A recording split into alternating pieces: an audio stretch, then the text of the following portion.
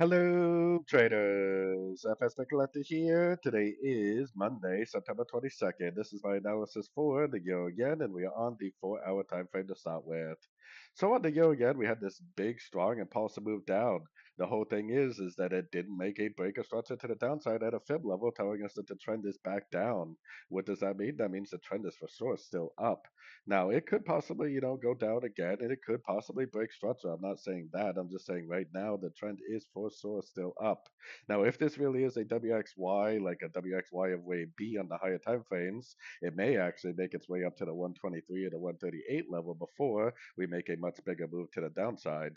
So keeping that in mind, taking it down to the 1 hour time frame, I do have my Fibonacci retracement on this move down that we had from Friday because right now it definitely does look like a possible ABC correction. So if it does, go up to like the 78 or maybe respect to 61% and make a big engulfing turn to the downside, then that possibly could end up going down.